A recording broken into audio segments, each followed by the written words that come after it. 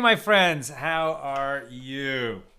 Somebody commented, Patrice, Shalom from Utah. This sound is so relaxing. Isn't it wonderful? It's just a recording of a jungle somewhere. I don't know where. Maybe it's Costa Rica.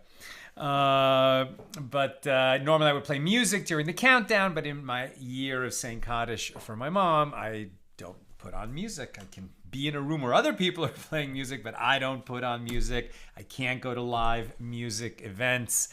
When I'm in the car, I put on the news or comedy, but not music. Anyway, how are you? It's great to be with you. Let's light up the darkness. Who is with us on a Monday evening? Lucy in Minnesota, Paul in the Great Northwest, John in Maine, Bella in Florida, Joe in Texas, Patrice in Utah, Shandora in the Bronx, Belle in Texas, PK in Colorado. Wishing everybody a happy Tu B'Shvat, right? So we talked about it a little bit yesterday. Today was the birthday of the trees. Now it's nighttime. We're into the next day. Spencer in West Hartford, Connecticut. Paula loves the sound as well. Nancy checking in from North Carolina. Lynn in North Texas. Welcome, everybody. Today's episode of AT Daily, sponsored by Aaron Gassman. Aaron and Naomi Gassman.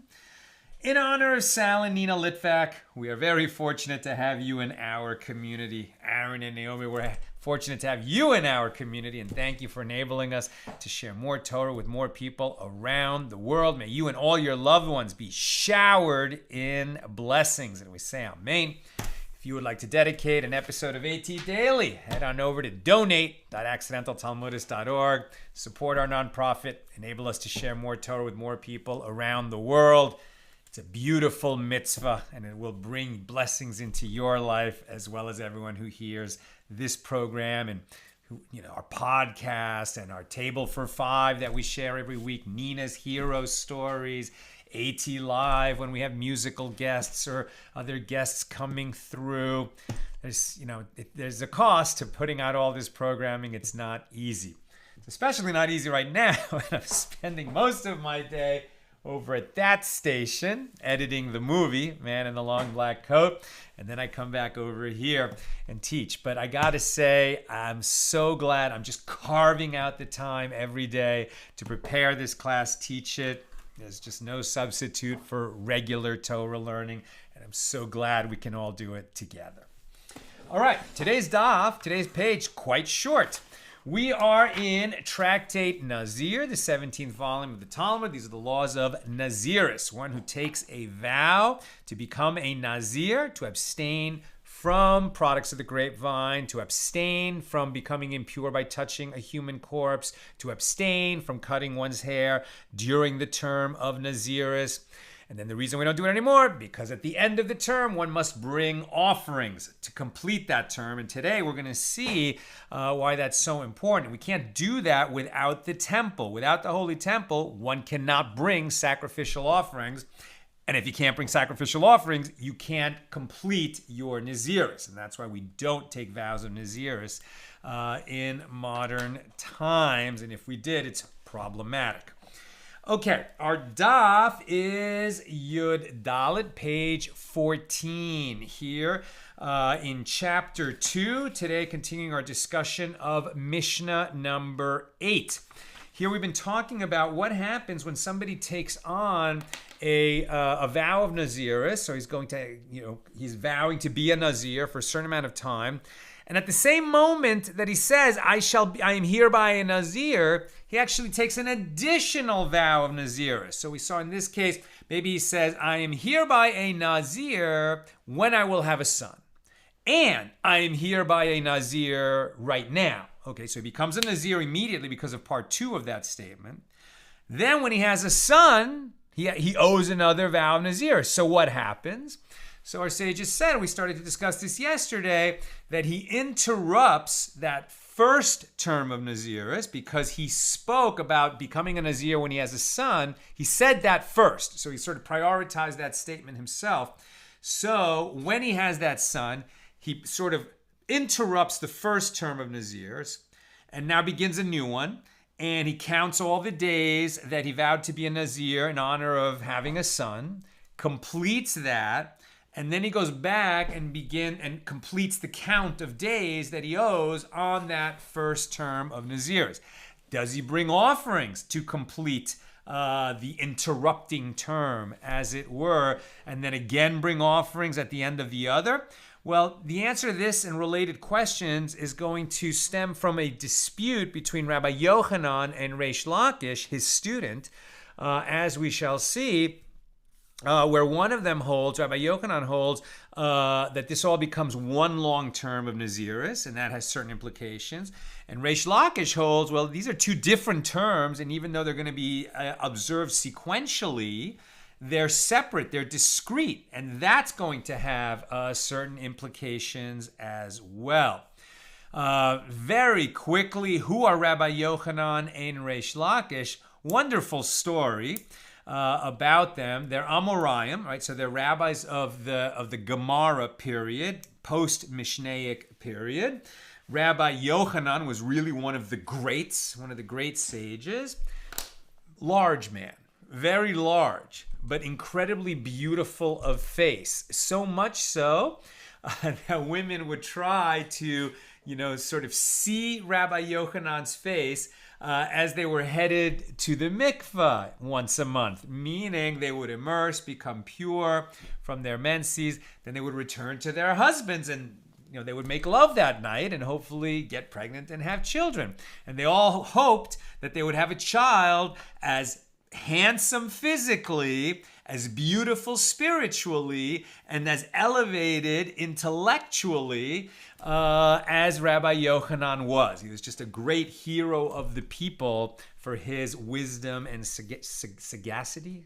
That's a word you see in print but never say out loud. Is it sagacity or sagacity? Must be sagacity. I'm not sure.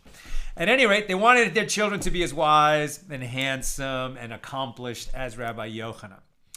Rabbi Yochanan was once on a walk, going from one town to another, and what was it? And he was bathing. He was bathing in a river, and he was so beautiful of form, right? And he was immersed up to his neck. So even though he was a large man, from behind he looked like an incredibly beautiful human being. Along comes this man, Shimon ben Lakish, who's a bandit, a robber, a criminal.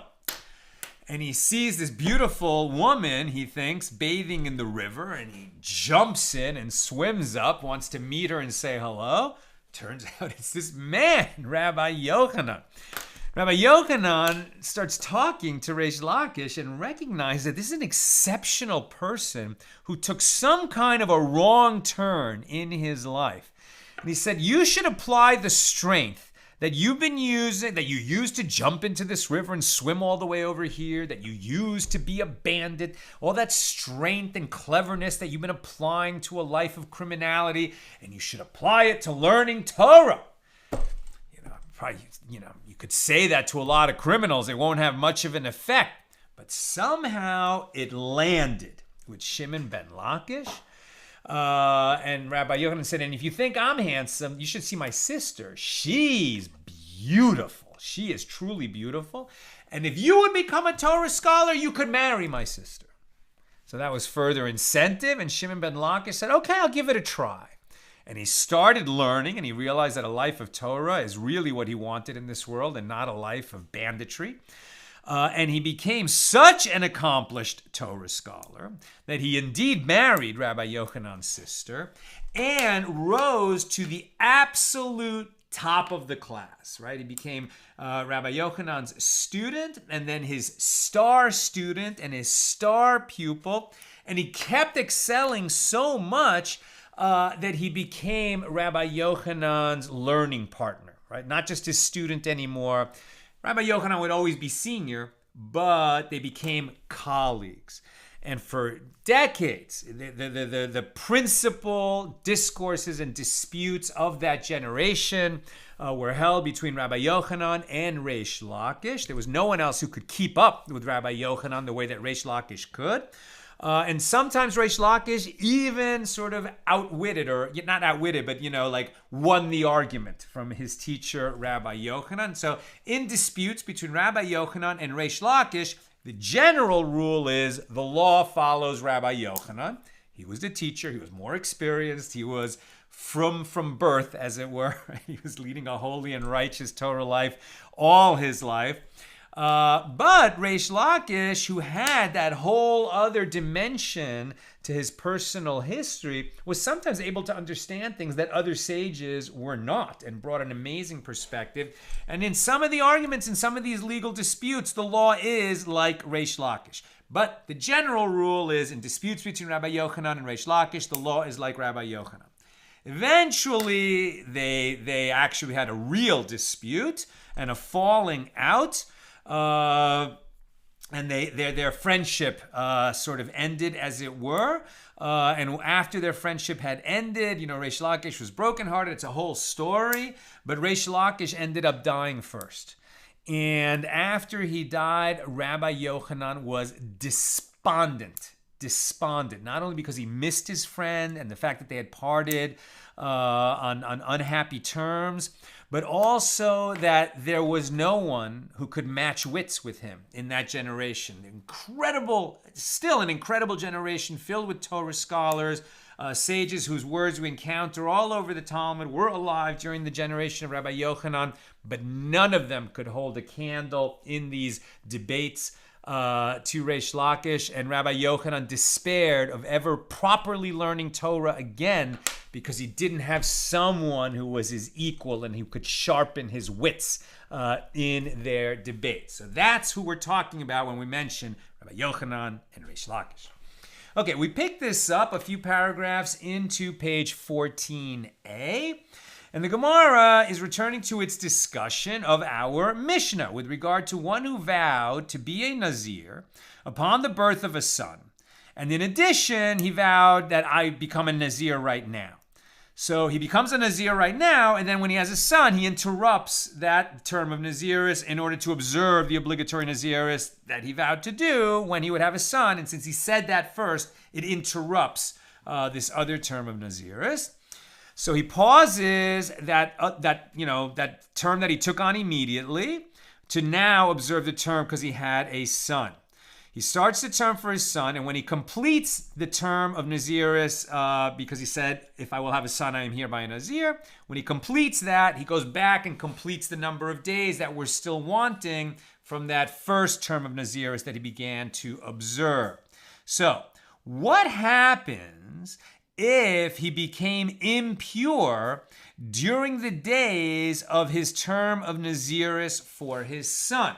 So anyone who is, when the temple is standing and they take a vow of nazirus, they're not allowed to become impure for the dead, right? He said he has consecrated himself. He has made himself holy to Hashem. He's like, he didn't have to do this, but he took it on. So now he's sort of living at a higher level of holiness. The products of the grapevine are prohibited to him, and it's prohibited to become impure for a corpse. He can't help bury a body. He can't work as a mortician. Let's say he does it anyway. It happens by accident, or he makes a choice to sort of desecrate his nazirus, as it were, to go, help out with a body. His intentions might be good, but the fact is he took on something that would render that prohibited to him. All of this, by the way, is set aside if there is an unattended corpse, right? If there's a corpse that won't be buried unless the Nazir buries him, then the Nazir will bury him. But nevertheless, he becomes impure. And what happens? He has to bring bird offerings for an interrupted nazirus because he became impure. And then he starts over. He begins his count over again. So now we have a case where a guy, because of his two vows that he made at once, he starts observing a term of nazirus. Let's say it's supposed to be 100 days. He observes 20 days of that. He said, I will become a Nazir if I have a son. Now his wife gives birth to a son. He counted 20 days of that first term. So he didn't specify the term for becoming a Nazir if his wife gave birth to a boy. His wife gives birth to a boy. He becomes a Nazir for 30 days. Unspecified term equals 30 days. So he interrupts that first 100-day term after 20 days when the wife gave birth. Now he counts 30 days of this interrupting nazirus for his son. And then he'll go back and finish the 80 days that he still owes on that first term of nazirus. But during this interruption, this nazirus for his son of 30 days, he becomes impure. So if you become impure, you have to bring those offerings, and then you start again. Whatever days you've already observed in nazirus don't count. So clearly, let's say it happens on day 12 of that 30-day nazirus that he's observing for his son when he becomes impure by a corpse. Okay, so those first 12 days, they definitely don't count. He owes a complete new 30 days of nazirus because, he had a son. What about the 20 days of the original term? Do those get canceled or not? If this new term of nazirus is a complete interruption of that first 100-day term, so you would think when he becomes impure, okay, we set aside the 12 days that he counted because he became impure. Now he's going to count 30 more days. He completes that. He finishes the term of nazirus for his son. He still owes 80 days on the original term, and he serves out the 80 days. But if it's really one long term of nazirus, 20 days that he served originally, then the 30-day term for his son, and then he owes another 80 days. And so all in all, it's going to be 130 days. So when he becomes impure in the middle of the second term, not only do we lose the 12 days that he already counted in within that 30-day term, but he would also lose the 20 days that he counted of the original term. This is the dispute. Do those 20 days still count for him because they're separate terms of nazirus and one doesn't interrupt the other? Or is it really all one long term of nazirus, and once he becomes impure, he loses all the days that came before? Rabbi Yochanan says this impurity negates all of it. Even the days he counted for his own term of nazirus before he had his son, the 20 days, and he must observe 2 full terms of nazirus going forward. He'll do the 30 days for his son first, complete that, and then he owes the full 100 days for that original term that he had begun before.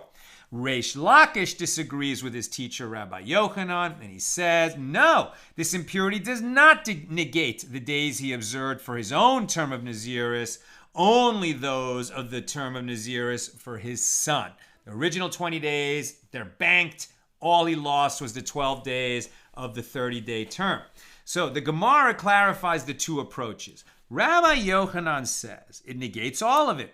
Why? Because he holds that it is like one long term of nazirus. Reish Lakish says this interruption of that 30-day term for his son does not negate the days he observed for his own nazirus, the 20 days, because his term of nazirus is a discrete nazirus. And that for his son is a different and discrete nazirus. Now we're on 14b. So these 2 Amoraim, these 2 rabbis of the Gemara, have a similar dispute in the case of one who contracted tzaraas. Right? Tzaraas is a condition that affects the skin or the hair or clothing or houses. We've talked about it a bunch of times. It really doesn't exist anymore, but when the temple was standing and the whole nation was living at a higher level of purity, somebody could become impure. And usually it's associated with speaking lashon hara, evil tongue, gossiping about others. And though we have reason to make that association, the Torah doesn't spell it out that that's why. But for whatever reason, a person becomes impure of the skin.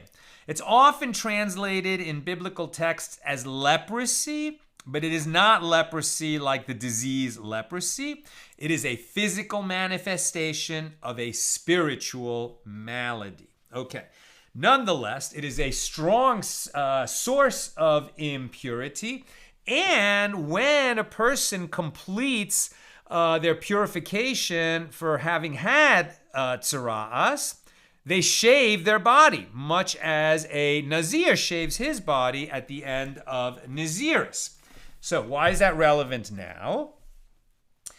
Okay, so these two Amoraim have a similar dispute in the case of one who contracts leprosy during his nazirus, and he became impure by coming into contact with a corpse during the days of his tzaraas. So just as this second nazirus that one is going to observe for his son interrupts his first nazirus that he was just observing for himself, likewise, when one contracts tzaraas in the middle of nazirus, it's like it interrupts his count. Right? So if you are observing 30 days of nazirus and after 1 week you break out in tzaraas, so you're going to have to deal with your tzaraas, and when that's finished and you become fully purified from being a metzora, one who has tzaraas, then you go back and complete your nazirus. Those 7 days will count for you, but all the days that you were a metzora don't count. You have to be purified and complete and, finished with your tzaraas, and then you go back and finish your nazirus. So what if there's a double interruption? You're a nazir. You become a metzora in the middle of your nazirus, and while you're a metzora, you come into contact with a corpse, a different kind of tumor, a different kind of impurity. So do we say that now that the days of tzaraas already interrupt your nazirus, that when you're now becoming impure for a corpse interrupts your tzaraas, as it were, that it's not the 7 days, that you were regular nazir that you banked, right? Are those going to be canceled, right? Because your tzaraas interruption is still within your nazirus. So if you come into contact with a human corpse, normally, right, if you're a nazir and you bank 7 days and then you touch a corpse, you bring the bird offerings for touching a corpse, and now you reset the clock. You owe 30 more days of being a nazir. But if you already stopped the clock because you became a metzora, right, one who contracted tzaraas, and then you touch a corpse, do you lose those days that you already banked before you became a metzora? That's the question. Now, although the days of his leprosy do not negate the previous days of his nazirus that he already banked, the days of his leprosy are not counted as part of his nazirus either. So Rabbi Yochanan says, contraction of impurity from a corpse negates the days of nazirus observed before his leprosy, which means he must start counting afresh once he's purified of leprosy. That's Rabbi Yochanan. It's all one period. Reish Lakish disagrees. He says, no.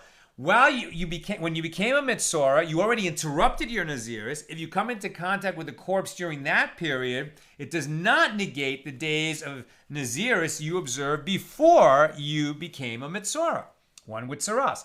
So the Gemara clarifies their respective approaches. Rabbi Yochanan says the impurity from a corpse negates the days he already observed, since he remains in a period of nazirus even when he is a metzora, as his tzaraas does not negate his nazirus. Reish Lakish says it does not negate the days of nazirus he already observed, since Reish Lakish maintains that tzaraas is discrete and nazirus is discrete. One's time as a metzora is not considered part of his nazirus, according to Reish Lakish. Now the Gemara comments, and it is necessary to teach this dispute in both cases, right? They disagree both in the case where your own second term of nazirus interrupts your first term of nazirus, and then you become impure by touching a human corpse during that interruption of one term of nazirus interrupting another. And they have the same disagreement when your term of nazirus is interrupted by becoming a metzora, right? Contracting tzaraas.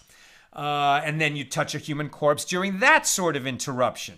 Seems like the same law and the same disagreement, but the Gemara is going to explain that we needed to hear both cases because we learned something different from the case where nazirus interrupts nazirus versus the case where tzaraas interrupts nazirus. It is necessary to teach this dispute in both cases. Why? If it were stated in this first one with regard to one who became impure through touching a human corpse during his term of nazirus for the birth of his son, which interrupted his own term of nazirus, one might say that it is specifically in that case that Rabbi Yochanan said it also negates the days of his standard nazirus, because there is one label of nazirus that applies to both vows. After all, nazirus is interrupting nazirus. It's the same person who is becoming a nazir. You would think you could just, stretch out the number of days that you owe. How is it really when one, your term of nazirus, because you said you'd be a nazir if you had a son, now gets, interrupts your term of nazir because you just said you're a nazir. Either way, all the laws are the same. You are the nazir and you're observing all these days. So in that case, Rabbi Yochanan is saying something pretty strong, Reish Lakish is the one who's saying something really strong, that these two terms of nazirus are separate and you could keep the days you bank. Rabbi Yochanan's view seems a little more logical, right? It's the same guy being a nazir for all these days.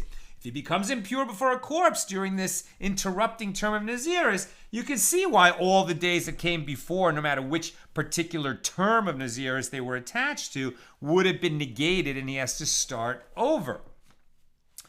But in this case, where the metzora became impure from a corpse, one might say that Rabbi Yochanan would concede to Reish Lakish that it does not negate the days of his nazirus before he became a metzora, since nazirus is very different from tzaraas.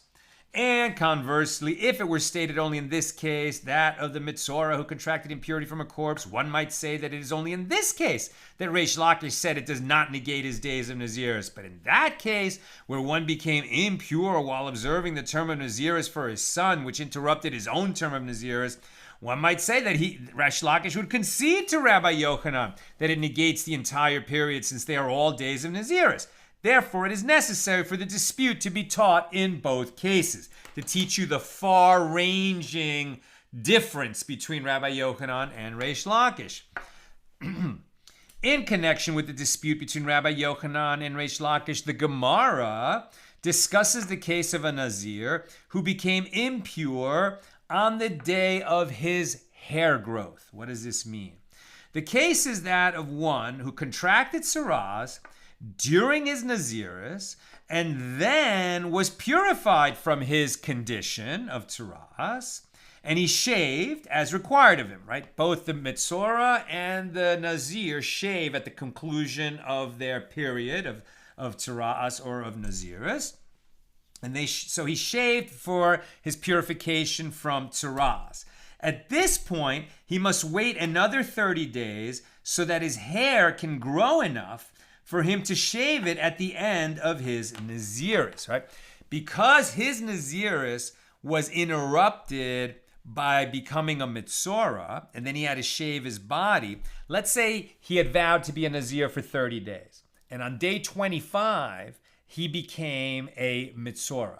Now he has a whole process. He has to bring a priest to examine him. Does he really have tzaraas? Does he not? The priest says, yes, you do.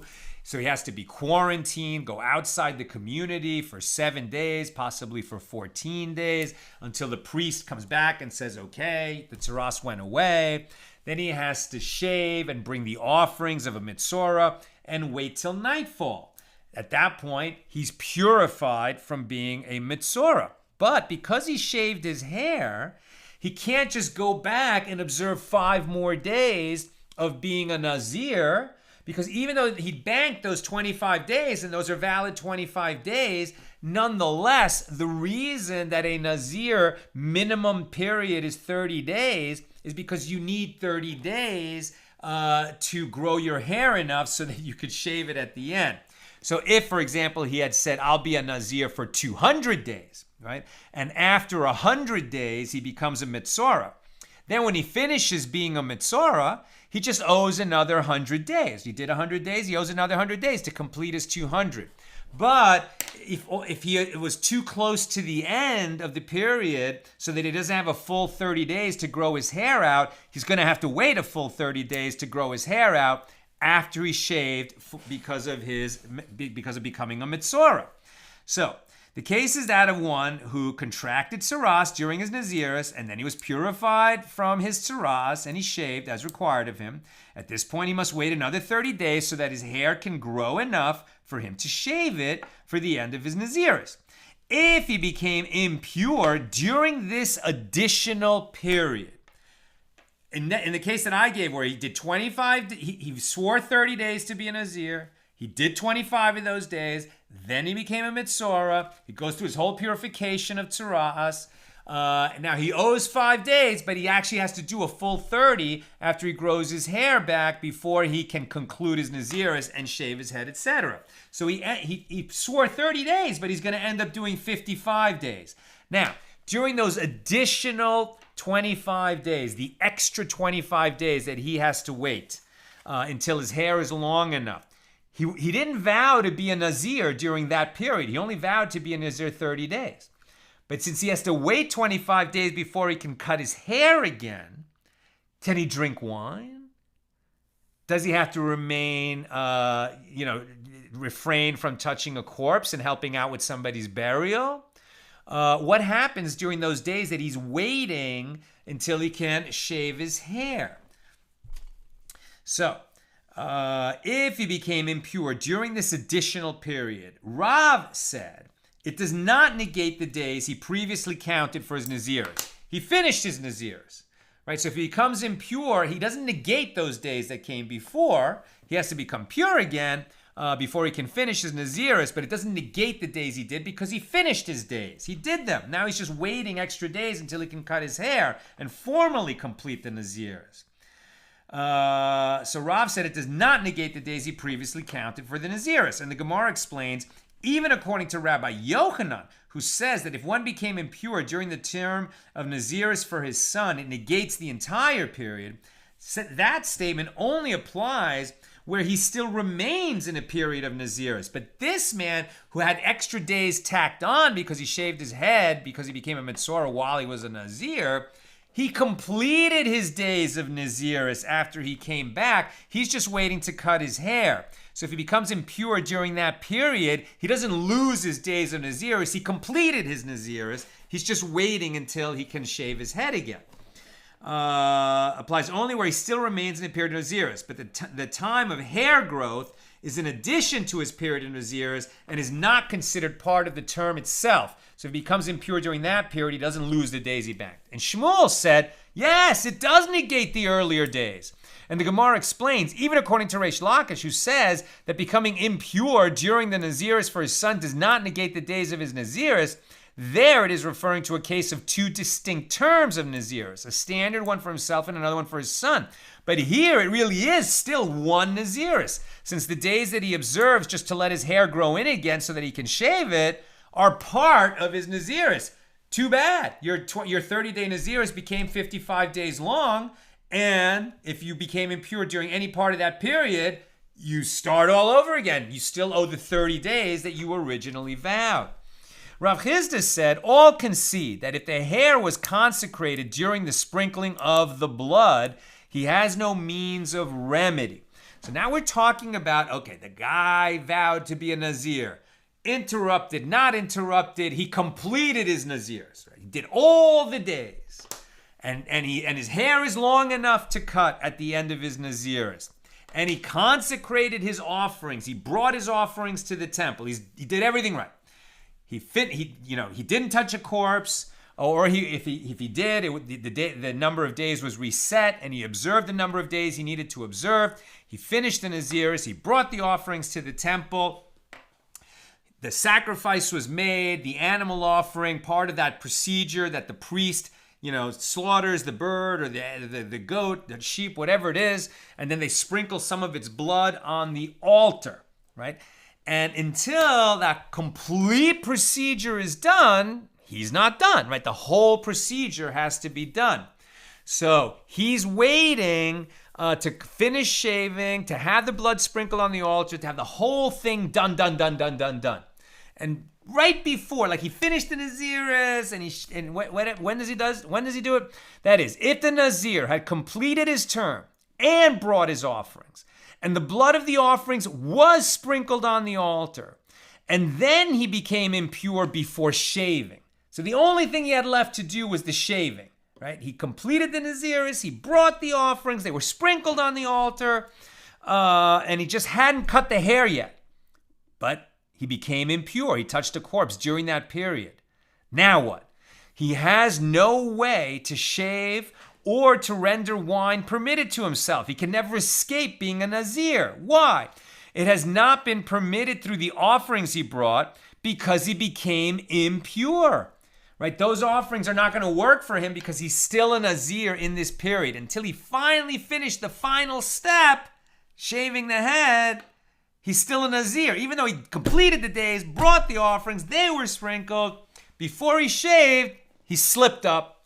He got involved somewhere. He went to battle. Somebody died right in front of him. Something happened, touched a corpse, became impure. And now it's a big problem because the offerings were already brought. And he then became impure before shaving. He has no way to shave or to render wine permitted to himself. In other words, he can't complete his nazirus.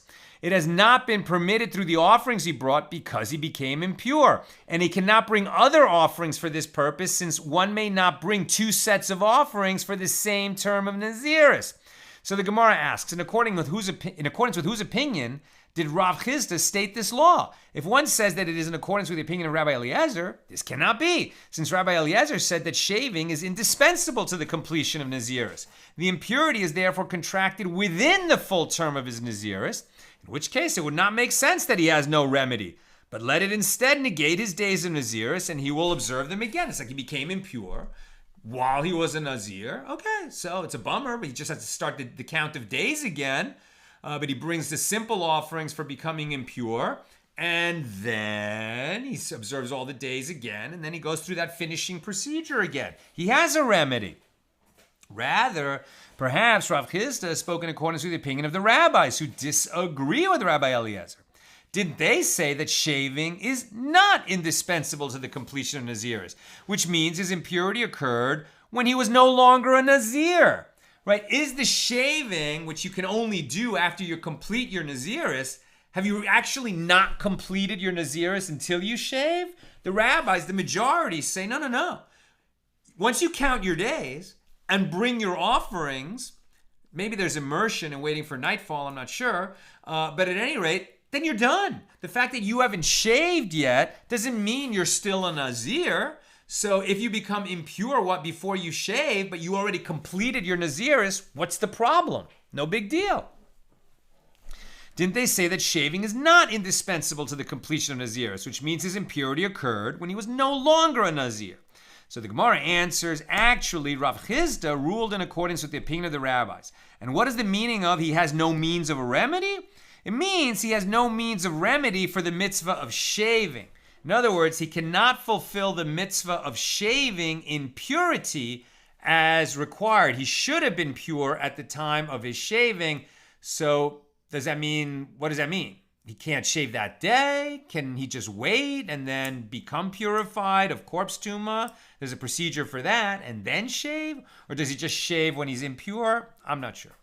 The law is shaving is not indispensable. If a Nazir has completed his days of nazirus and brought his offerings, the fact that he has not yet shaved does not preclude the conclusion of his nazirus.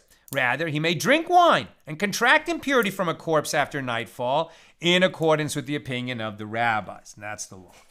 Now, Rabbi Yosef, the son of Rabbi Hanina, said a Nazir whose days of nazirus are completed, but who has yet to bring his offerings. So this is earlier in the final procedure. This guy has not yet brought his offerings. He's definitely still a Nazir. He completed his days, but he has not yet brought his offerings. If he contracts impurity, he is flogged. I didn't know that, right? We've talked about, well, if one touches a corpse, he has to bring offerings. Now they're saying you are flogged? Even Rabbi Yosef, the son of Rabbi Hanina, agrees that one does not forfeit his period of nazirus since he has already counted the requisite number of days. That's the kind of subject we're talking about, but they introduced this concept of being flogged for becoming impure while you're a Nazir. That's the first we're hearing of this. Really? Like, we understand you shouldn't allow, Nazir should not allow himself to become impure, especially not accidentally. He shouldn't be negligent about it. And if he is, he's going to be flogged? Well, right now it's just taken as a given. A Nazir whose days of Nazirs are completed, but who has yet to bring his offerings, is flogged for the contracting of impurity if he becomes impure from a corpse, like any Nazir who becomes impure. But he is not flogged for the act of shaving nor for drinking wine. Interesting. So if you violate your Nazir, it's just right in the middle of your term of Nazir, is that you're not supposed to drink wine, and you do drink wine, you're not flogged for it. But if you touch a corpse, you are flogged for it. And the Gemara asks, what is different with regard to impurity that he is flogged for it? It is, as the verse states, all the days that he has consecrated himself unto the Lord, he shall not come near to a dead body. Numbers 6:6. Right? Book of Numbers 6:6. And the additional word all, meaning all the days, he shall not come near to a dead body. This comes to include the days after the completion of his nazirus, and teaches that they are like the days before its completion, meaning he finished the days, but if he hasn't brought the offerings yet, then if he touches a body, he's flogged, just like if he touched a body before the days were completed. So the Gemara asks, if so, let him also be liable to receive lashes for shaving, since the merciful one states in the Torah, all the days of his vow of Nazirus, there shall no razor come upon his head. So if you're going to flog him for touching a corpse, why aren't you going to flog him if he shaves prematurely? Here too, the word all should render the days after the completion of the Nazirus like the days before. And furthermore, with regard to wine as well, the verse states all the days of his Nazirus, from anything that is made of the grapevine, from the pressed grapes even to the grape stone, he shall not eat. So once again, the word all should render the days after the completion of Nazirus like the days before, meaning once he finishes those days, but he hasn't brought his offerings, he's still a Nazir. And if you're going to flog him for coming into contact with a corpse, he should also be flogged if he takes wine before he brings the offerings, or if he shaves before he brings the offerings. What is the reason for the difference in law between contracting impurity on the one hand and shaving or drinking wine on the other? I'm almost done. If you have questions or comments, get them in. And the Gemara answers, here with regard to impurity, it is different. As the merciful one states in the Torah, and he defile his consecrated head.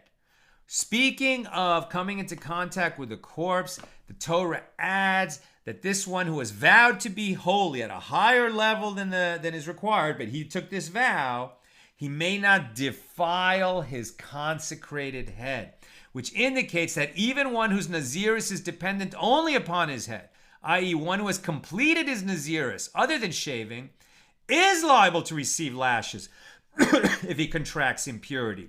And the Gemara raises an objection to the statement of Rabbi Yossi, the son of Rabbi Hanina, from a Baraisa. A Nazir whose days are completed is forbidden to shave, and is forbidden to drink wine, and is forbidden to contract impurity from corpses until he brings the offerings. And if he did shave, or drink wine, or contract impurity from corpses, he doesn't incur 40 lashes administered to one who violates a Torah prohibition. And this Baraisa clearly states that he is flogged for any of the three prohibitions, and that is a conclusive refutation of the statement of Rabbi Yossi, the son of Rabbi Hanina. So, there is no distinction that if he violates his Nazirus, whether by touching a corpse, or by drinking wine, or by shaving his head prematurely, and whether he does it during the days that he's still counting, or after he finishes the days, but before he brings the offerings, in all those cases, he can receive lashes. Right?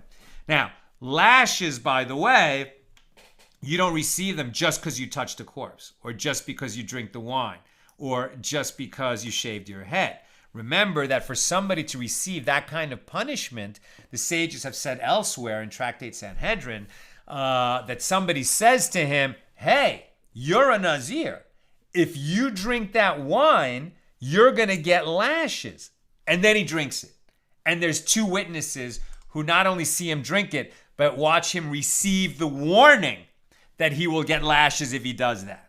And he does it anyway. That's when he actually gets lashes. Okay.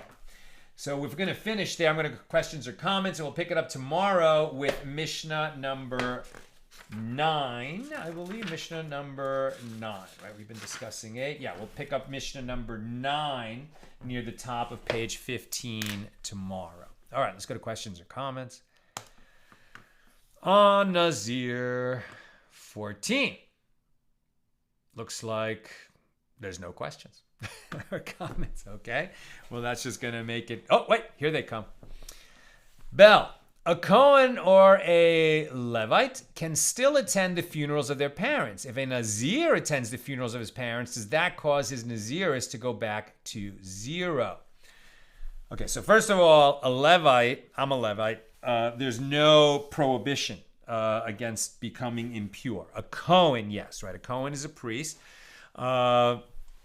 And, we do make a distinction like these days, right? A Cohen will still refrain from entering a cemetery except for very close relatives. But when the temple was standing and a Cohen might have to serve, perform the worship service in the temple, then they really had to guard their purity.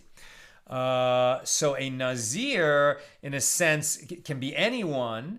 Right, anybody can become a Nazir, but then with respect to becoming impure for the dead, they are like a Cohen. I think, though, they're held to an even higher standard, right? Like a Cohen will, become impure for a very, very close relative. A Nazir is supposed to not become impure for any relative. And that's just another reason why it's frowned upon to become a Nazir. Bill. On the note of tzaraas being translated as leprosy, one of the things that makes it very difficult to talk about leprosy in Jewish, Christian, and Muslim texts dealing with the period from about 50 before the Common Era to 100 CE is that the disease leprosy and the spiritual malady tzaraas were both known in the Eastern Mediterranean, but A, leprosy was only recently arrived, and B, tzaraas was, as it were, on its way out. There's just an awful lot of confusion to go around, and it's a real trial for those of us doing scriptural and theological studies in the subject. Yeah, I don't know why it became, habitual for translators of the Bible to call tzaraas leprosy. It makes no sense to me. There is a disease, and as you say, even in the Talmudic period, in the Mishnaic period, leprosy and tzaraas kind of coexisted. So why would you translate tzaraas as leprosy? It's just not. It has nothing to do with leprosy. It's its own condition. I don't even think it looks like leprosy. I mean, leprosy is horrific, right? People's fingers fall off, etc. That doesn't happen with tzaraas. Tzaraas, and we see that Miriam, right, Moses' sister, in the story, in the Torah, she suffers tzaraas, and this is why we associate tzaraas with lashon hara, with gossiping. She becomes afflicted with tzaraas after she kind of goes to Aaron and says, what's the deal with our brother Moses? He because he has to be ready to receive prophecy from God at any time, and you're not supposed to go near a woman for 3 days before you receive prophecy. Moses basically physically abandons his own wife. And Miriam's like, that's no good. And she's kind of like defending her sister-in-law and saying it's bad that Moses, has abandoned her physically because he has to prophesy. Yeah, let's figure something else out. There's other prophets here. I'm a prophet. You're a prophet. Aaron, right? Aaron and Miriam are both prophets. Why does Moses always have to be on the hook? Give him some days off so that he can be with his wife and save his marriage. And maybe Miriam had a point, but it wasn't her place to say that, and God didn't like it and afflicted her with tzaraas. And then Moshe prays for her healing, and she's healed. But that has nothing to do with this, I don't know whether it's bacteriological or viral, or I don't know what the origins of disease we call leprosy are, but that is definitely a physical malady as opposed to tzaraas, which is a spiritual malady that God causes to be expressed through a person's body or his clothes or his house. There's tzaraas of a house and there's tzaraas of clothing. Finally, Thomas, what if you're a policeman and you have to go to a crime scene to be around a dead body? Right. So we covered that a couple days ago, right? Where it says a person said, I know that a Nazir is not allowed to become impure from a corpse, but I thought that the sages would excuse me from that requirement because I'm a mortician, or because I'm a cop who has to go to crime scenes, or because I'm a professional wine taster and I need to drink wine. So I'll be a Nazir, but I need to keep drinking wine. And the sages said, it's all or nothing. Either you're a Nazir or you're not a Nazir. If there's a possibility that you're going to have to go inspect dead bodies, don't take a vow of nazirus. Nobody asked you to become a Nazir. It's 100% voluntary, and the sages don't even consider it laudable to hold yourself to this higher level of sanctity. It is not a good thing, and you shouldn't do it. And they tell you over and over again, don't take unnecessary vows, including nazirus. If you do take the vow, okay, then we have to inspect what happens. But if you're a person who might have to come touch a dead body, and it's an incredibly important service that you're performing for the community, great. You should not be a Nazir. Don't take a vow of nazirus. And if you do, there's going to be consequences. So that seems to be how that comes out.